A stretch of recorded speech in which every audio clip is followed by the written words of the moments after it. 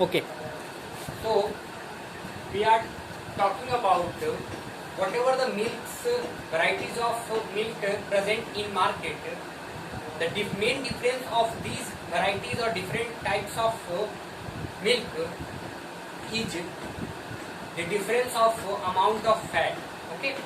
So these varieties of milk contain different amount of fat.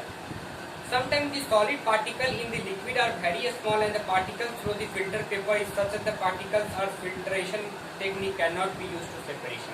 Okay, so here we cannot separate cream or fat from milk by simple process which is filtration. Okay, we need to use some specific method which is known as centrifugation to separate cream from the milk. Okay, we also know that the density of cream is less than the density of milk. Okay, that's why when we heat it, whatever the creams, whatever the fats present in the milk, that all these milk come up. Okay, the principle is that the denser particles are forced to the bottom and the lighter particles stay at top when spun rapidly. Okay. Now let us talk about some applications of centrifugation. Centrifugation is used in diagnosis laboratories for blood and urine test. So in hospital, this process is also used in urine test or blood test to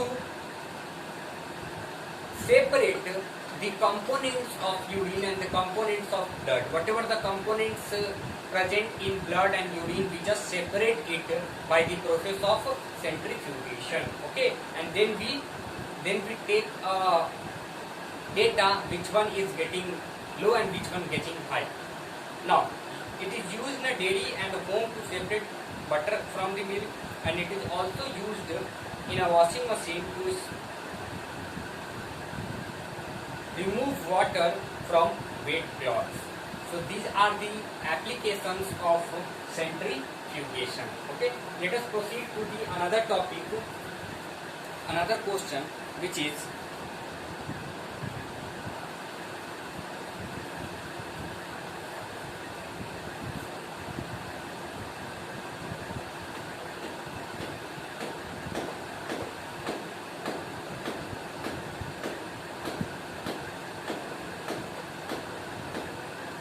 how can we separate a mixture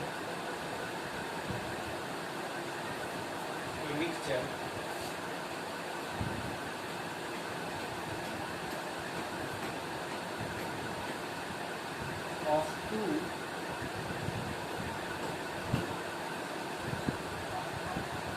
immiscible liquids?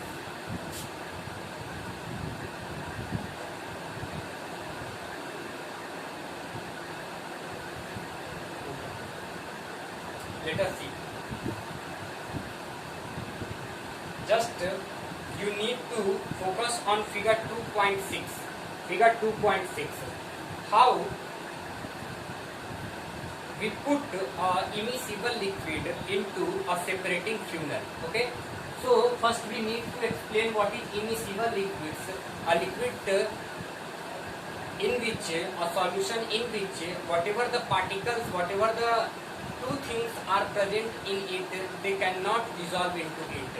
If we take a immiscible liquid of kerosene and water, then the particle of water and the particle of kerosene never dissolve in each other. Okay. Thus, how we can separate the kerosene and water, okay, in immiscible liquid? Just we put into it and opening the stop clock, we remove all the water and then after we take kerosene oil. Okay, we know that the density of kerosene oil is lower than the density of water. Then when the solution is get undisturbed, then all these particles of kerosene oil goes up and the particles of water settle down. First we remove from a stop clock by the water, and then after we take kerosene from it. Okay. There some applications are given. To separate mixture of oil and water it is used, and second, in the extraction of iron from its ores, the lighter slag is removed from the top of the method of leaves and the molten iron at the bottom of the. The principle is that immiscible liquids separate out in a layer depending upon their densities. So it is all about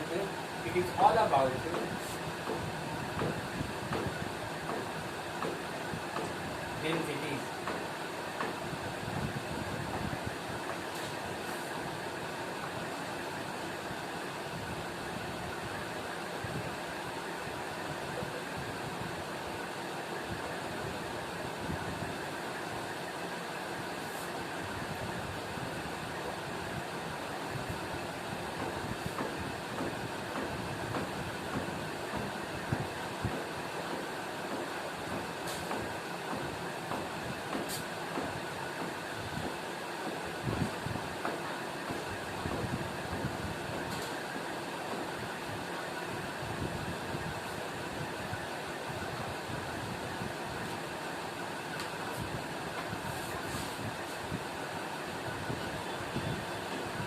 Densities, okay.